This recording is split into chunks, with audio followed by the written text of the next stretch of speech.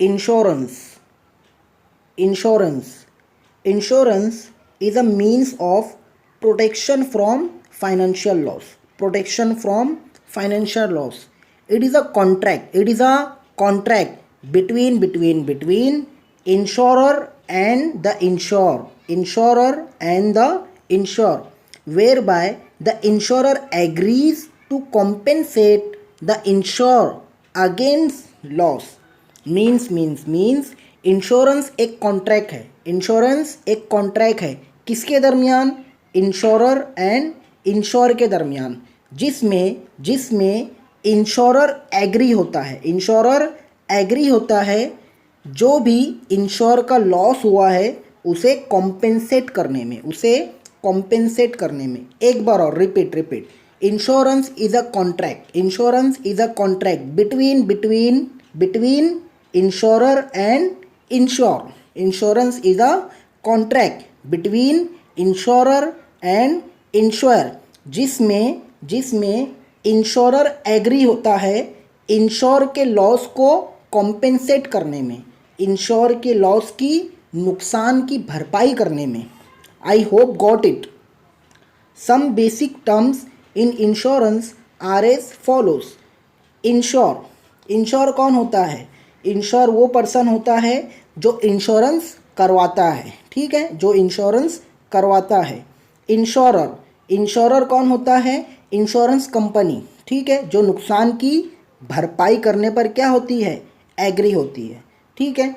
Premium the consideration for which the insurer agrees to insure the insure. It is paid by the insure to the insurance. ठीक है.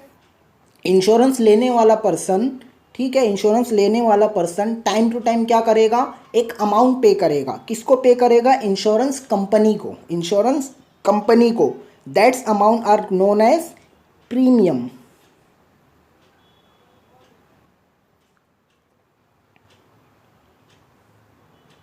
Policy is the statement. Policy एक statement होता है ensure and insurer के दरमियान. ठीक है, जिसमें टर्म्स एंड कंडीशन को क्या किया जाता है? डिस्क्राइब किया जाता है. टर्म एंड कंडीशन को डिस्क्राइब किया जाता है कि पॉलिसी के अकॉर्डिंग, इंश्योरेंस कॉन्ट्रैक्ट के अकॉर्डिंग क्या क्या टर्म्स एंड कंडीशंस होंगे. Claim it is demand made by the insured to the insurer to compensate for the loss occur due to mishap. ठीक है. लॉस होने की सूरत में इंश्योरेंस कंपनी से इंश्योर क्या करेगा? डिमांड करेगा. That demand are known as claim. Proposal it is a return request. ये एक रिटर्न रिक्वेस्ट है. ठीक है, जो इंश्योर करता है काय के लिए? इंश्योरेंस पॉलिसी इशू करवाने के लिए. ठीक है. It is a return request जो इंश्योर करता है इंश्योरेंस पॉलिसी इशू करवाने के लिए. Subject matter it refers to the subject और एंटिटी. ठीक है, कि लाइफ का इंश्योरेंस करवाना है, प्रॉपर्टी का इंश्योरेंस करवाना है, कार्गो और शिप एट्सेट्रा का इंश्योरेंस करवाना है. कि इंश्योरेंस करवाने में हमारा सब्जेक्ट मैटर क्या है? हम हमारे लाइफ का इंश्योरेंस करवा रहे हैं या हमारी प्रॉपर्टी का करवा रहे हैं. ठीक है, कोई कार्गो, कोई शिप वगैरह का करवा रहे हैं. That's are known as subject matter. Okay, so now let's start one by one. So first is principle of utmost good faith. Principle of utmost good faith. According to this principle, insurance दोनों पार्टियों के दरमियान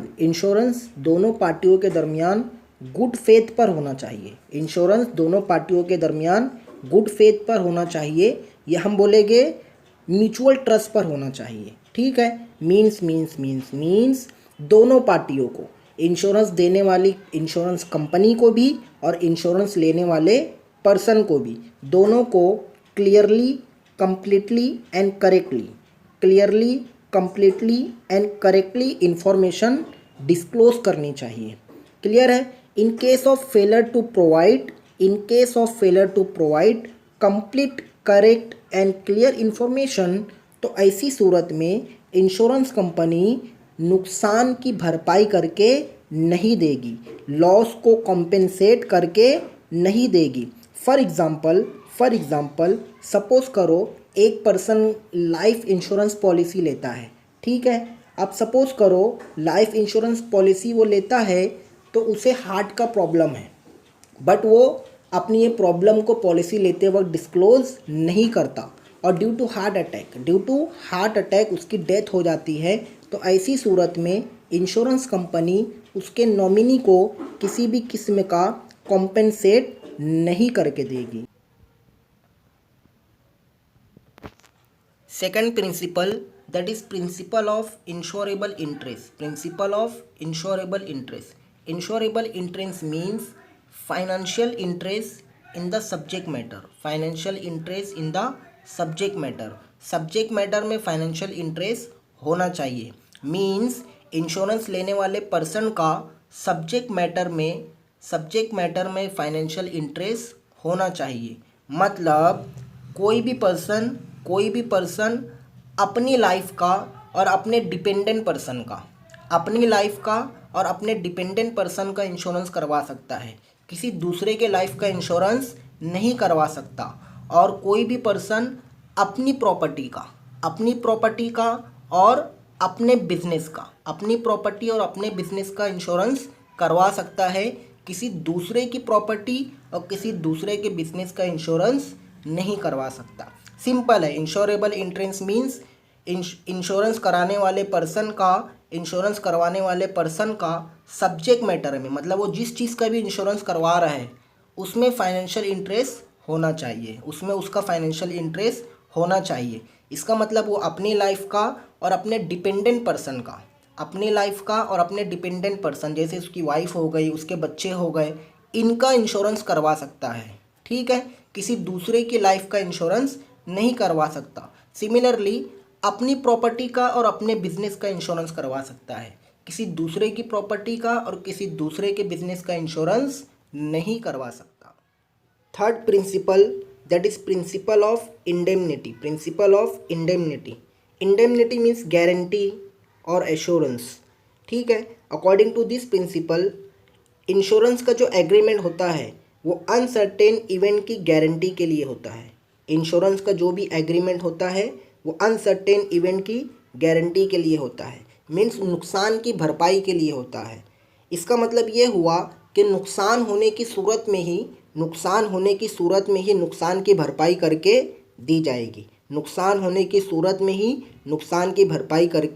दी जाएगी।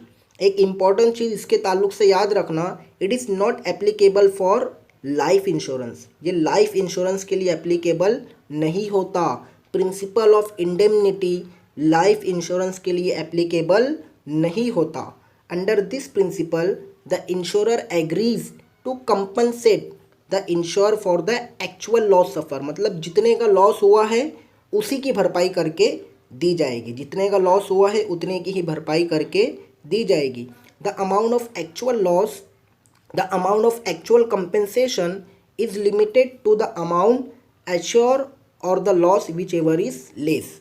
Means जितने की हमने policy लिए है और जितना हमारा लॉस हुआ, दोनों में से जो अमाउंट कम रहेगा, जो लेस रहेगा, उसकी भरपाई करके दी जाएगी। सपोज़ करो हमने पॉलिसी लिए थे 1 करोड़ रुपए की, ठीक है। हमारी इंश्योरेंस पॉलिसी थी 1 करोड़ रुपए की, हमारा लॉस हो गया 80 लाख रुपए का, तो इंश्योरेंस कंपनी 80 लाख रुपए की भरपाई करके देगी, ना कि 1 करोड़ की।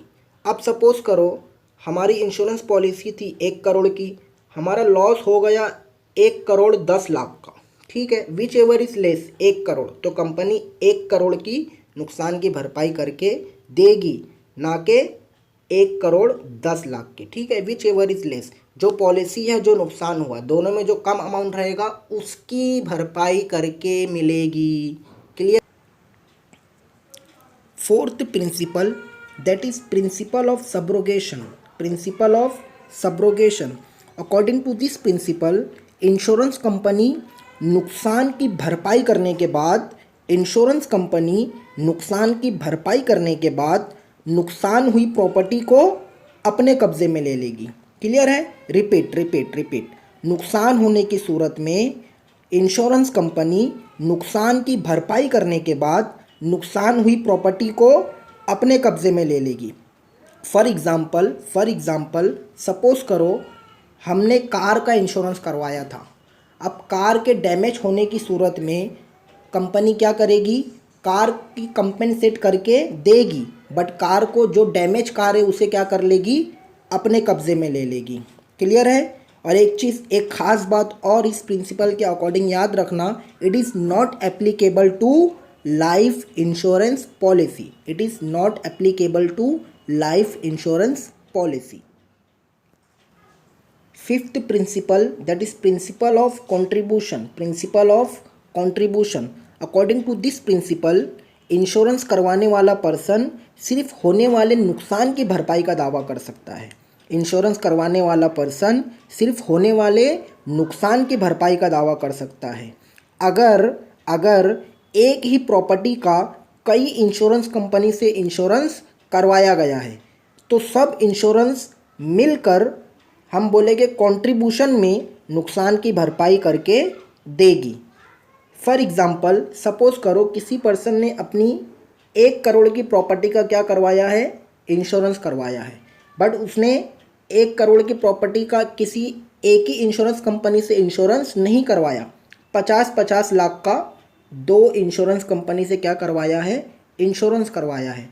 अब सपोज़ करो उसका 30 लाख रुपए का नुकसान हो जाता है, तो क्या दोनों कंपनी 33 लाख रुपए का कंपेंसेट करके देगी? दोनों कंपनी 33 लाख रुपए की नुकसान की भरपाई करके देगी? नहीं। ऐसी सूरत में कंट्रीब्यूशन में दोनों नुकसान की भरपाई करेंगे। 15 लाख का ये कंपनी ए करेगी और 15 लाख की कंपनी बी करेगी। I hope. Sixth principle, that is principle of mitigation of loss. Principle of mitigation of loss, according to this principle insurance करवाने वाले पर्सन को ये कोशिश करनी चाहिए, इंश्योरेंस करवाने वाले पर्सन को ये कोशिश करनी चाहिए कि इंश्योरेंस कराई गई प्रॉपर्टी का कम से कम लॉस हो। इंश्योरेंस करवाई गई प्रॉपर्टी का कम से कम लॉस हो और नुकसान को रोकने के लिए हर नेसेसरी मेजर्स करने चाहिए, और नुकसान को रोकने के लिए हर नेसेसरी मेजर्स करने चाहिए। ठीक है, किसी भी किस्म की इररिस्पॉन्सिबिलिटी और हम बोलेंगे लापरवाही से दूर रहना चाहिए। Repeat according to this principle insurance करवाने वाले पर्सन की ये जिम्मेदारी होनी चाहिए कि लॉस को क्या करे, कम से कम करे। और अगर लॉस हो भी गया है, लॉस अगर हो रहा है, सपोज़ करो जिस प्रॉपर्टी का उसने इंश्योरेंस करवाया है उसकी आंखों के सामने वो जल रही है, तो कोशिश करना चाहिए कि नुकसान कम से कम हो। उसके लिए हर नेसेसरी मेजर्स फॉलो करने चाहिए। किसी भी किस्म की इररिस्पॉन्सिबिलिटी और हम बोलेंगे लापरवाही नहीं बरतनी चाहिए। ऐसा नहीं कि मीन्स इंश्योरेंस तो करवाया हुई है प्रॉपर्टी का, जल रही है तो जलने दो, जल रही है तो जलने दो, हमें नुकसान की भरपाई तो करके मिल ही जाएगी। Seventh principle, that is principle of causa proxima. Principle of causa proxima means when a loss is caused by more than one causes, then proximate cause of loss should be taken into consideration to decide the liability of the insurer. means अगर loss होने के कई reason है तो ऐसी सूरत में nearest reason या हम बोलेंगे करीबी रीज़न को मान लेना चाहिए।